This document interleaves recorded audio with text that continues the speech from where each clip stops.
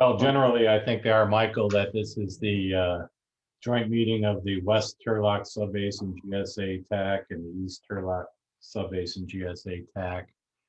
And we hold these virtual meetings, continuing what we did during the pandemic. And I think Herb usually tells us that if you're not interacting in the conversation, please mute yourself, and that there'll be a time for public comment and all those type of things as we go on. But you and I are the chairs, and we'll run the meeting, and he usually hands it over to us. It was great job there, Kevin. Well, remember, the other thing I think will remind people, if you're on the phone, don't put your phone on mute, because that will provide music. So that won't be good. Okay, as Kevin mentioned, this is a joint meeting of the West Turlock and East Turlock Subbasin Technical Advisory Committees. I'm going to call the West Turlock together, and I think we're struggling right now to get a quorum. Right now I have Richard from Denair. Yes, sir. Leandro from Delhi. Yeah, he's there, he's just on mute. Present, yes. Yep, we have Karen from the city of Ceres. And there's a caller. Is that you, Miguel Alvarez? No, not that number. Curtis is here, Michael. Oh, great, Curtis, welcome aboard. And I see Walt Ward is here. Yep.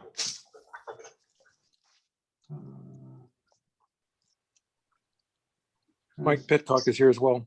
Oh, Mike's here, perfect. So we have a quorum. So I have Denair, Delhi, Turlock Irrigation District, City of Ceres, Stanislaus County, Kilmore County Water District, and City of Waterford. And with that, we have a quorum. So I'm calling this meeting of the West Turlock TAC together. Over to you, Kevin.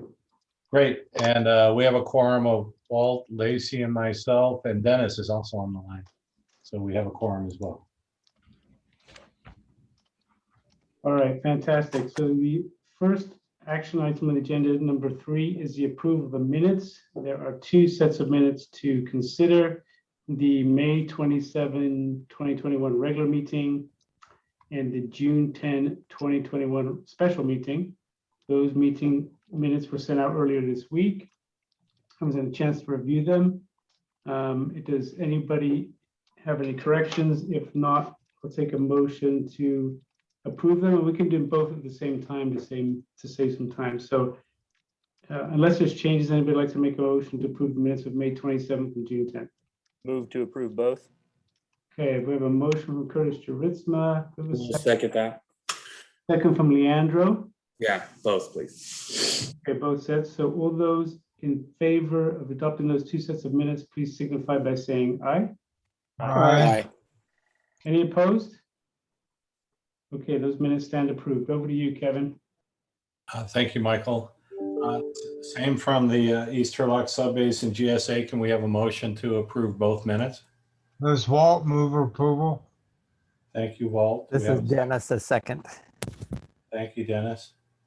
Any further discussion? Hearing none, all those in favor signify by saying aye. Aye. Aye. Any opposed? Aye. That was for approval, right, Dennis? Yes. Okay. Approval. I went a little fast there. It almost sounded like you were opposed. Sorry about that. Okay, motion passes unanimously. Thank you. Thanks, Kevin. Okay, moving on to item number 4, public participation.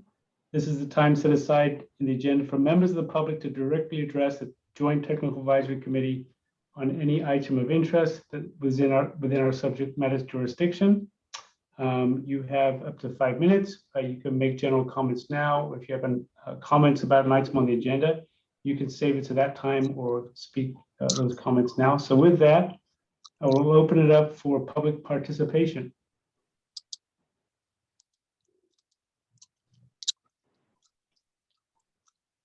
Okay, I'm not hearing anybody, and I'm not seeing any hands raised. I will note that Miguel Alvarez is joining the meeting, though. Okay, so nothing on public participation. Moving on, we'll go to item number 4, the budget.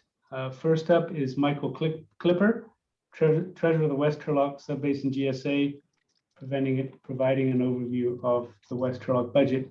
Over to you, Michael. Good afternoon, everyone. For the West Turlock account, for the month ending May 31st, we had a balance of $144,408.32. Any questions on that? And then moving on to the basin account for the same time period, May 31st, we had a balance of $958,193.38. I have a few checks that I'm in the process of cutting and will get mailed out to a couple of different vendors in the coming days. Sounds good, Michael. Are there any cash calls coming up or anything? Or any invoices going out to the members? Yes, probably in the next week or two, I will be sending out the invoices for all member agencies. I'll probably try and do it. Well, I'll do 3 different ways essentially. So for all West Turlock members, I will have a dues amount payable to the West Turlock GSA. And then for those same members, I will have probably another invoice for the projects. So wells and various different things in our cost share.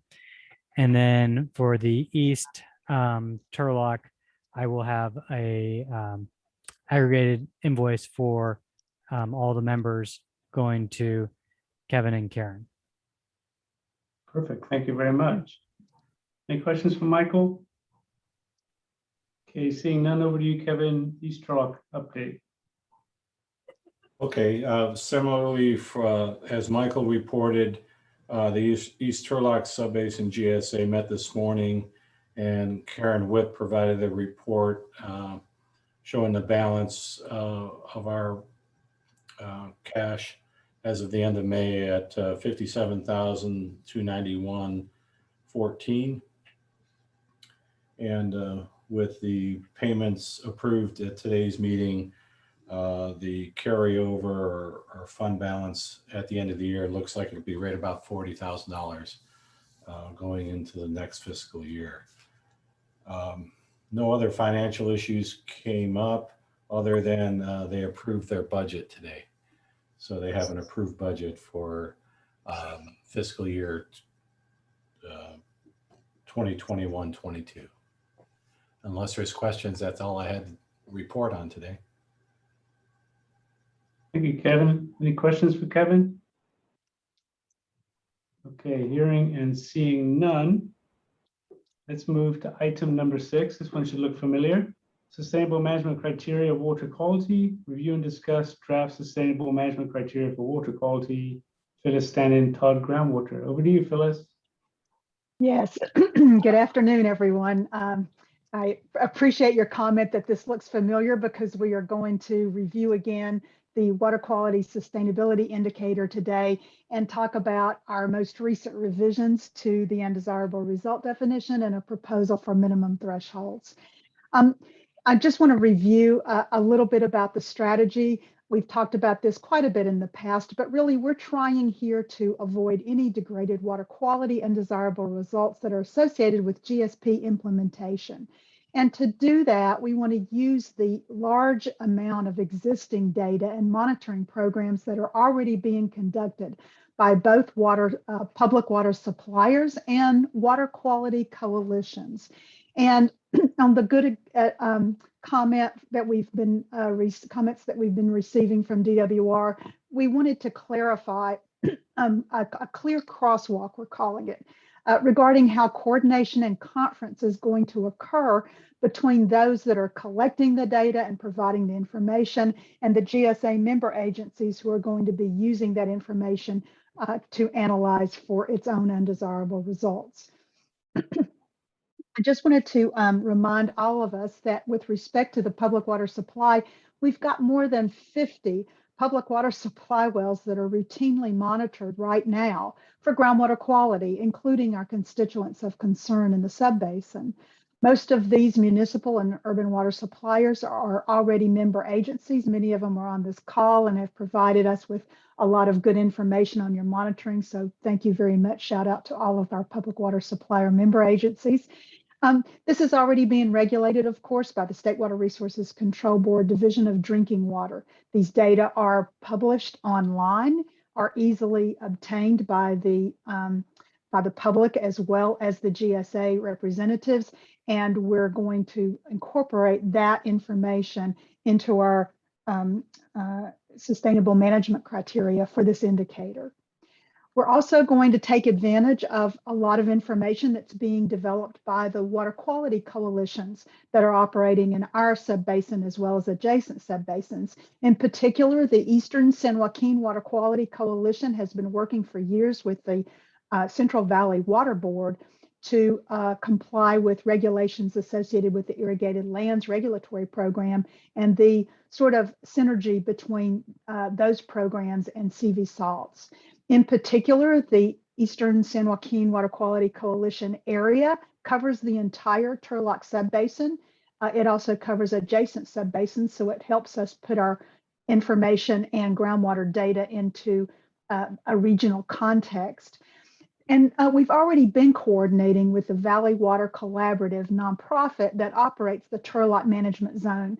You might recall that Perry Clausen was very generous with his time. He provided a presentation to this GSA just several months ago and is continuing to work through several of our member agencies with respect to implementing all of the nitrate control program requirements in the Turlock Subbasin. In addition, Perry had already provided our consulting team with a TDS and nitrate database that had been compiled by them. We accessed that for our water quality characterization in our GSP chapters that contain more than 13,000 records of TDS and nitrate going back to the 1940s, but of course, focusing on the more recent data through 2014. That was the timing of the database when we pulled it for the initial chapters in the GSP. And of course, that data has now been updated and is being tracked as we go forward in this program. So this implementation of CV salts, the nitrate control program, and all of the activities that are coordinated through those two programs with the Water Quality Coalition provides another sort of bank of water quality data that's very helpful to our subbasin. And rather than duplicate efforts being done by all of these programs, we see a lot of opportunity to pull this information together for the GSAs and the GSP objectives. So with that introduction, I'd like to just go to a slide that should look familiar to you, although we've revised some things. I think some things are a little bit cleaner now and a little bit more clear with respect to what the GSA's responsibilities are going to be. With respect to undesirable results, this is similar to what we have been talking about, but it again is just a little bit, the wording has been clarified a bit. So just to review these undesirable results for the sustainability indicator, they would occur when significant and unreasonable degradation to water quality affects beneficial uses of groundwater, results in an increase in operational cost to well owners, and is caused by GSP implementation. I think we've talked about each of those three criteria in the past with respect to conditions that the GSAs would like to avoid in the subbasin. And so how that's to be implemented is described in the lower portion of the slide. That first sentence there talks about the minimum thresholds, or the MTs, and they're being set as a degradation of water quality that causes a new exceedance of a drinking water quality standard. In other words, a maximum contaminant level, or an MCL, in a potable supply well for any of the subbasin constituents of concern. Those constituents of concern have been reviewed by the GSAs in the past, and they are in the early chapters of the basin setting for the GSP, and they include 4 constituents: nitrate, arsenic, uranium, and total dissolved solids. What we were trying to do with these 4 constituents were look at the constituents that had been associated with the most exceedances and the sort of a widespread concern, not just a local concern with 1 or 2 wells, but something that had been a little bit more subbasin wide with respect to impacts. We'll be using, as I mentioned before, the monitoring network that's already been established for the water quality data, using information from the drinking water suppliers and these regulated water quality coalitions that I mentioned. And then the data from those wells will be reported on an annual basis to determine whether any MCL exceedance for a constituent of concern was related to or resulted by the activities of the GSAs, in particular with GSP implementation. These analyses will be included in GSP annual reports to make sure that the GSA boards are aware of the circumstances associated with water quality, and that will set up any additional conference or coordination efforts that the GSAs plan to take with respect to the results of those analyses. And then I just wanted to add finally that the GSAs may be adding representative monitoring wells of their own. We don't want to exclude that from the process. And these may come into the GSP network if future GSP projects or management actions require water quality monitoring. And if so, the GSAs are going to ensure that projects and management actions certainly will comply with the requirements of the water quality regulatory agencies, and also consider appropriate MCLs or water quality objectives, depending on the constituents of concern identified at that time, as needed to avoid undesirable results as defined above. So that sort of provides the framework whereby we're, number 1, complying with regulations, and number 2, tracking the circumstances with respect to water quality as we move through the GSP implementation process. So that's all I have for that, and I'll be happy to take any questions on this indicator or anything that we've just talked about. I have questions for Phyllis. Anybody?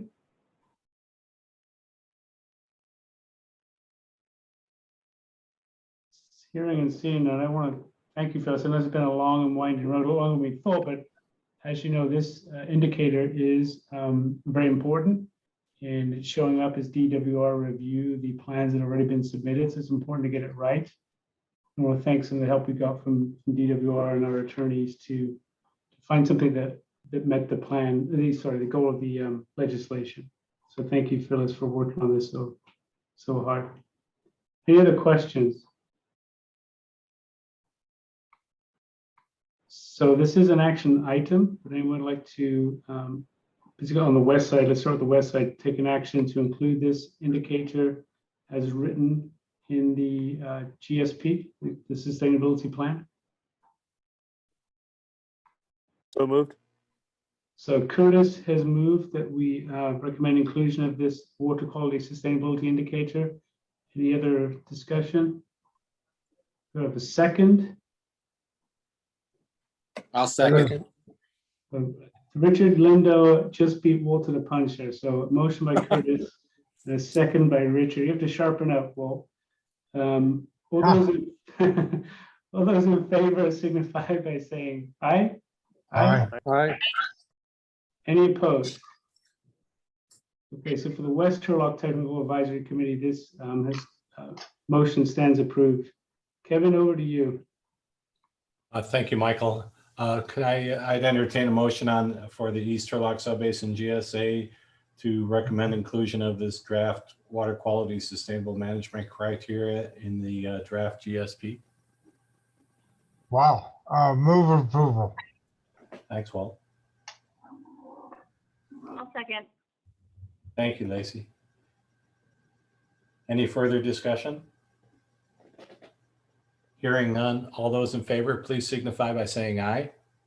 Aye. Aye. Aye. I waited for you that time, Dennis. Thanks. Anybody opposed? Hearing none, the motion passes unanimously. Thank you. Great news. Thanks, everybody, for working so hard on this. Okay, on to item number 7, the schedule. Phyllis will give an update on the schedule for the groundwater sustainability plan. Over to you, Phyllis. Yes, thanks very much. So this has changed just a little bit since we looked at it last time, but because we're really coming down to the deadline here, we want to sort of get a little bit more attention focused on the schedule each time that we meet. So in brief, we do have a TAC review of the first 3 GSP chapters that had been provided to them. That review took a little bit longer than we thought.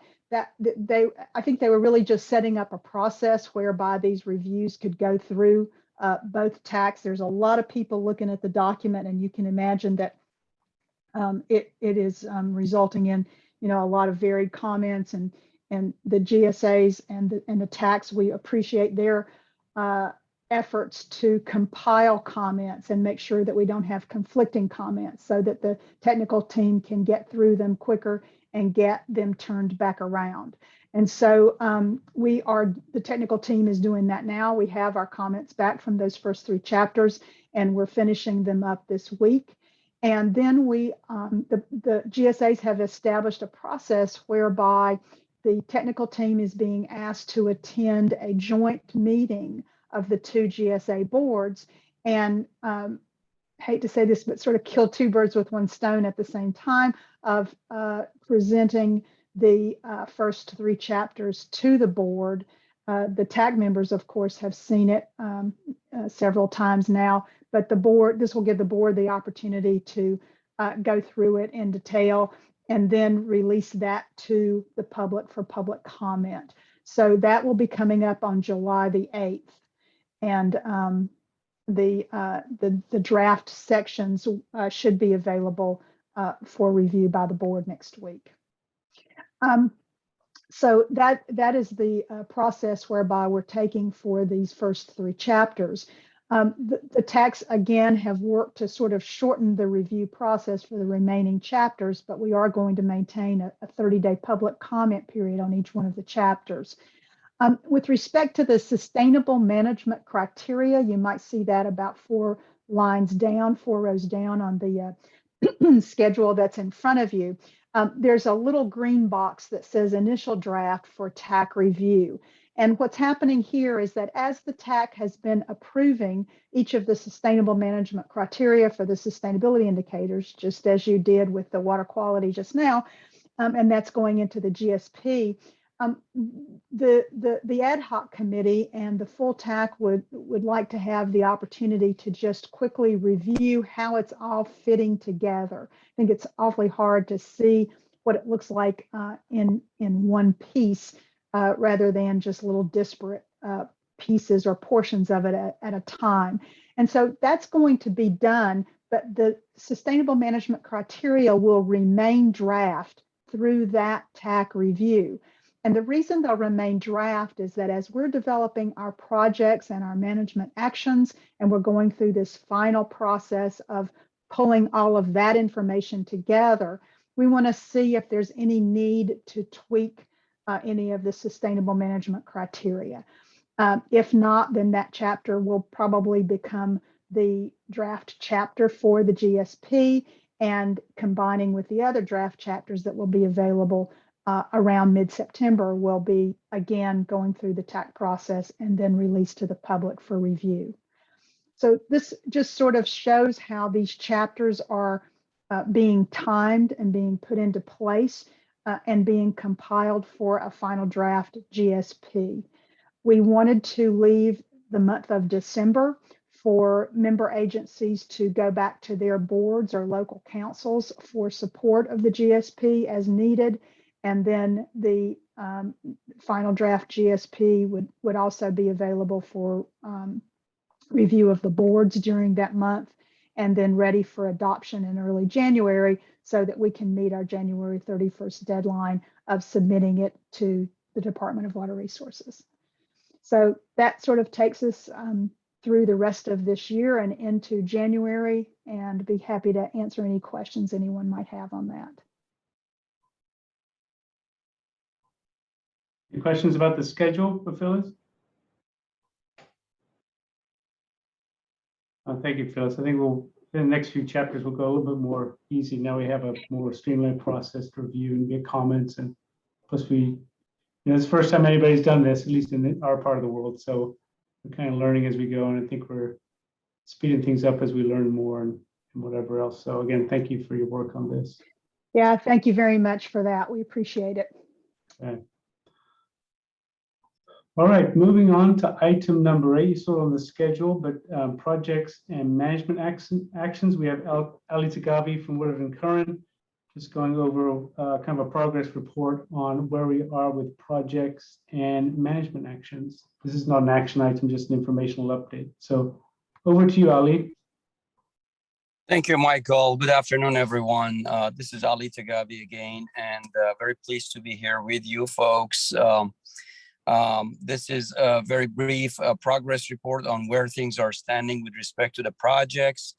As you all are aware, we've gone ahead and completed the assessment of the historical conditions in the basin, and also looked at the projected baseline conditions, the overdraft, projected overdraft conditions, and eventually we also looked at the demand side type of solutions, which is basically reduction in the demand and reduction in groundwater pumping that would resolve the overdraft conditions and bring the basin into sustainability. We kind of worked through that with you folks over the past couple of months, and that helped and supported the development of the minimum thresholds, not only basin-wide, but also specifically along the Merced River. If you all remember, there was a good chunk of discussion there. And so where we're at right now is a very, very important, I think, step into the future in looking at projects and management actions that would support bringing the basin into sustainable conditions. Remember that what we've looked at before was all demand side solution and demand reduction, pumping reduction, potentially land fallowing.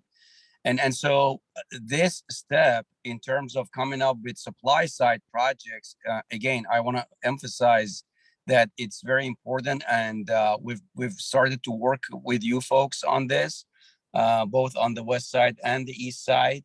I've had the opportunity to meet with both Kevin as well as Michael earlier this week, and we've gone through the list of the potential projects and kind of fine-tune some of those projects, categorize the projects into 3 groups. Basically, the first group is what's already in place that would be refined further, and that's group 1.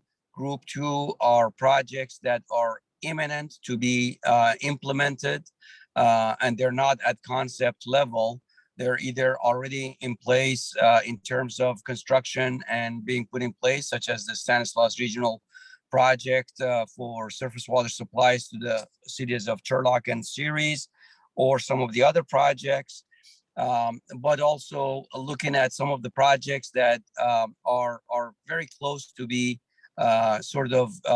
taken out of the conceptual stage and be more real and be able so that it can be put in place over the next 5 to 8 years. And so we went through that list. I've jotted down, and we took a lot of notes on both interviews, and we have requested additional information for some of these projects, and we've also been given additional references to sort of develop additional details for some of the projects, especially for the west side. On the east side, Kevin, I think we're going to be receiving some information from you this week, and then maybe some additional information for some of the other projects next week. I would like to sort of close the window in terms of getting all that information by the following Friday, a week from tomorrow, if possible. That will be the 2nd of July for all of the projects. And so that we can start assessing these projects and packaging them up into projects that would have to be evaluated using the model, and some of the other projects that would have to be detailed out for the future implementation. We would probably need about 3 to 4 weeks to go through that assessment of the projects. And so the sooner we can get all the information, the better it's going to be. As Phyllis alluded to, the schedule is pretty tight. We are down to the wire. And this assessment of the projects and management actions are on the critical path for a couple of the chapters of the GSP, and we'd really like to get to some level of closure as early as possible. So I would like to set the timeline for next Friday to be able to receive all of the information that's due to us so that we could start packaging them up, sending you the list of the details and list of the projects, and then be able to start assessment of these projects for the purposes of the GSP. So with that in mind, that was my brief update. If there are any questions or comments and thoughts, I'm more than happy to entertain. Thank you for that, Ali. Do you have any questions or any concerns about getting that information to Ali by a week from tomorrow? Yeah, this is Kevin, Ali. Yeah, I reported to the board today, and most of our TAC members were there at the meeting. And I wanted to give them the courtesy of before we make a formal submittal, that I'd run it by the TAC. So I'm going to give you all the information you wanted, and next Friday is not a problem. I just want you to know that there might be some trickle of information on specific projects that might come in after that deadline, but you'll have, I think, what you need to do your work in-house. That would be great, Kevin. I think if we can receive sufficient detail on some of the projects that we discussed, Yeah. that would get the ball rolling on our side. And this is by no means a one-way channel. It's going to be communicated back and forth with you folks over the next few weeks. I'm not intending to do this behind the scenes, and in my office, we need to make sure that we're collaborating with you folks, so we're properly representing your projects and make sure that we get the right levels of benefit reflected from these projects in the context of the overall GSP. So no worries about that. I'll be more than happy to communicate over the next month with you, your consultants, and the rest of the folks. But it would really put us in a good position to start packaging things up so that we can send information and additional questions or requests from you guys as well. I think that's fair. Thank you. Sounds good. Thank you so much. Yeah, thanks for that, Kevin. That's good. Okay, anything else on the projects and management actions? Okay, hearing none, moving on to item number 9. Sigma related updates. This is an opportunity for TAC members to provide kind of informal updates on anything going on in the world of Sigma or groundwater management. Our normal presenters aren't here today, but they had no updates anyway. So that was Debbie and Herb on the grant and the public outreach efforts. But anybody else have anything just for the good of the order to share about Sigma, what's going on right now? Can I start off, Michael? Go ahead, Kevin. Yeah. Okay, the East Turlock Subbasin GSA took some action this morning, and if I could have this reflect in the minutes here of this meeting as well, I'd appreciate that. A brief summary is fine, or just one line is fine. The JPA board acted to take me off of the TAC. So Kevin will no longer be on the TAC, and we'll have to talk about next TAC meeting, appointing a chair so they could work with you like I've been working with you to run these joint TAC meetings. But so they took me off of the TAC, and they've asked, at the direction of the East Side Water District, they appointed Sarah Wolf as a new TAC member. So those 2 points, if we could have those reflected in the minutes, that's the update from the East Turlock Subbasin GSA. And if Sarah's listening, I don't know if you want to add into that, Sarah, anything from the East Side Water District's perspective. No, I don't think I need to add anything in. I'm anxious to work with all of you, and we will. I appreciate, Ellie, the dates that you gave there. So we will work as Kevin has and to get all of that into you on time. Thank you, Sarah. So maybe, I don't know if anybody knows all the news from the air, but maybe introduce yourself and say what your new position is in our region. I'm sorry. It's okay. Sorry, I should have. My name's Sarah Wolf. I farm in the mostly in Fresno County, but we also have a water consulting business where I work with farmers and water districts on water supply and management of water districts when they're on the smaller side or just evolving through Sigma. So I've worked with a couple of you on the call in the past through Sigma and through various water districts. And so I've come on as Kevin goes into retirement to work with Eastside Water District through their Sigma process and getting them up and running as a full-fledged district in through the GSP and Sigma. So kind of new to the area as far as water districts up here. So I'm learning a lot quickly. I've had a few tours and getting my feelers as to how everything works out there. I was worried you're going to say you're getting your feet wet, but with the drought, you probably weren't. So No, it was very dry everywhere. very dusty. Good answer. Well, welcome and glad to have you as part of the team. And I know you have experience from other parts of the valley, which will be valuable as we work towards developing our sustainability plan and implementing that over time. So thank you. Good to see you. Thank you. Any other kind of Sigma related updates?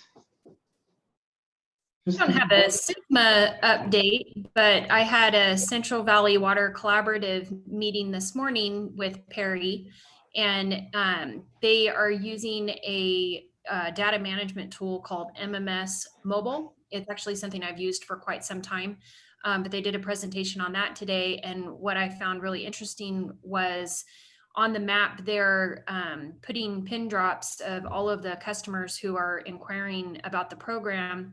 And then going further, if they qualify, they apply for a water sample. It's a free water sample to test for nitrates. And then they'll get their free water delivery. So they've gotten about 350 applicants and they have started delivering some water now. But the maps is what I thought was really interesting. And I thought maybe Phyllis would be interesting in maybe working with Perry to see the data collection. The group is also working on preparing to apply for a SAFER grant. And this was something I also found very interesting. Part of those requirements when they do the nitrate well sampling is a relationship with the SAFER grant to test the wells for other constituents of concern like arsenic, uranium, TCP. So we'll be getting more information about the upper aquifer with those contaminants if data is shared. And it should be because it's going on to GeoTracker as far as I know. Karen, you said they're using mobile MMS. Yes, I'm a fan. So is Tara Rodriguez. That's her favorite program of all time. So if you need any help with mobile MMS, don't be afraid to ask Tara Rodriguez. It is a fantastic program. I used it for the city of Waterford. I talked Jeremy into using it, so he's almost broken it, taken it to the edge. And same with the consultants that work for them, of course. So he's got that thing ironed out. And then they're using it for the tracking the residents and the nitrates and the bottled water delivery. And they're going to take it across California with the other groups that Perry works with and see if they can get them on board too. And then another member mentioned trying to get the State Water Resources Control Board to use it and DWR to use it. So it's much user-friendly for everybody, but we'll see. There you go. Sounds great. Aaron, can I ask a question on that? How is the data, where does the data go and how is it provided to the state site? So the database I'm talking about is it's called MMS, like Mary Sam Mobile, and it's a data management software. And you make it how you want it. It's incredible. If you want to see it, Kevin, we can have a little Zoom meeting and I can take you on a tour of ours. But then the customers are doing the nitrate sampling and the lab's required to update the results to GeoTracker. Okay, so the labs actually put the data on GeoTracker. That's what I was trying to figure out. Yes. Oh, okay. Great. Thank you. No, I don't need a demo. Okay, good. And one thing, I can't find the report. I read a report earlier this week. It talked about groundwater vulnerability during the drought, and they kind of looked at locations in the San Joaquin Valley which were determined to be vulnerable. And the only one that came up in our area was Hickman, interestingly enough. It talked about just because of their reliance on 1 or 2 wells or whatever it was. Now I can't find the darn report online. So I will find it and send the link out to everybody. Be interested to see what methodology they use, but it just kind of jumped out at me when I searched the document to see if anything was local, and the other one was Hickman. So I'll find that and pass it on. I know Mike, probably Karen are very interested in that. Yeah, we're very aware of Hickman's vulnerability. Yeah, it is 2 wells, but we are in process right now with the new construction of the bridge to put a pipeline across it. We'll be connecting Waterford to Hickman here in the next year or 2. Fantastic. That's a good foresight there, Mike. Well done. Okay, anything else? Anything else with good of the order? Signal related updates? Okay, so our next meeting is Thursday, July 28th, the joint TAC meeting. And also that evening is a joint meeting of the East Turlock Subbasin and the West Turlock Subbasin boards. We've never done that before, but as Phyllis mentioned during the schedule, they are going to vote to release chapters 1, 2, and 4 for public review. So that's very exciting. And it'll be nice to see the East Turlock and West Turlock boards meeting together formally for the first time. So put that in your calendar too. More information will come on Zoom. And we also have just one more thing. We have Jennifer Land with us. Yes, I do believe. As you remember, Faye Tamas from San Luis County did a wonderful job as filling in as our board clerk for the West Turlock Subbasin after Dorinda retired, and then particularly challengingly during COVID. And Faye's kind of had her work priorities rescheduled or rearranged, and so we've had to pick up a new clerk. So Jennifer Land, she's with Turlock Irrigation District, formerly with the city of Turlock. You'll see the board report, but it'll go to nominate Jennifer to be our next clerk if the board's okay with that. Jennifer, did you want to say anything? Thank you, Michael. Good afternoon, all. I had an opportunity to meet some of you earlier this week, and so it's great to see some familiar faces and also to hear from some others that are on both TACs. I look forward to working with you all. Yeah, Carolyn's not there. Can you hear me okay, Michael? Yeah, Faye's not on mute. Okay, I look forward to working with you all and also being able to serve the boards as well. Thank you very much. Okay, thanks, Jen. Faye, did you want to say hi or goodbye? I know you're going to be there at our next meeting, but okay, I just want to make sure we thank Faye publicly. The great work she did during very, very difficult times. You know, if you try to run a meeting on Zoom, it's not easy, and Faye did a great job. So thanks for her hard work, and we will miss her. Okay, with that, I will take. Before you adjourn, Michael. Yes, Kevin, sorry. That's all right. One other thing. What was it now? I forgot. I got my head twisted there. The thing that's going to be coming up at ad hoc meetings and at the individual TAC meetings is the monitoring well network.